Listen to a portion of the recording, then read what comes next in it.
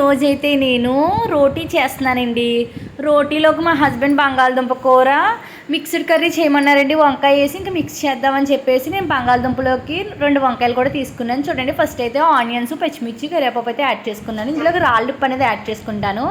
ఈ మధ్యనండి నేను రాళ్ళుప్పు యూజ్ చేయడం మొదలెట్టాను. ఎందుకంటే మొన్న తీసుకున్నానండి రాళ్ళుప్పు. ఇంక ఇందులోకి వంకాయలు కూడా యాడ్ చేస్తానండి. ఇంక ఇది మిక్స్డ్ కర్రీ అండి. చాలా అంటే చాలా బాగా వచ్చిందండి మా కర్రీ ఈరోజు. బంగాళదుంపలో నేను వంకాయ అనేది యాడ్ చేసి ఫస్ట్ టైం వండానండి, కానీ సూపర్ అయితే వచ్చింది. చూడండి, బంగాళదుంప ఉడికేటప్పుడు చాలా టైం పడుతుంది కదా, ఇంతలో అయితే నేను మూత పెట్టి పక్కన చపాతీలు కూడా చేశాను. ఇక్కడ చూడండి, ఒక టమాటా కూడా యాడ్ చేసుకున్నాను. మీకు చూపిస్తానండి బంగాళదుంప ఎలా స్మాష్ అయింది అన్నది. నేను బంగాళదుంప చేసేటప్పుడు చేత్తో తీద్దాం అనుకున్నాను, కానీ పిండి పట్టుకోవడం వల్ల నేను చేత్తో చూపించలేదు మీకు. ఇందులో చూడండి, ఫైనల్గా అయితే కారం కూడా యాడ్ చేస్తున్నాను. నా బంగాళదుంప చాలా సాఫ్ట్గా కుక్ అయిందండి. ఇంకా చూడండి, ఇందులోకి అయితే నేను వాటర్ కూడా యాడ్ చేస్తాను. 2 కప్పుల వాటర్ అయితే యాడ్ చేస్తానండి నేను. ఫస్ట్ ఒక కప్పు యాడ్ చేశాను కదా, ఇప్పుడు ఇంకో కప్పు యాడ్ చేసేస్తాను.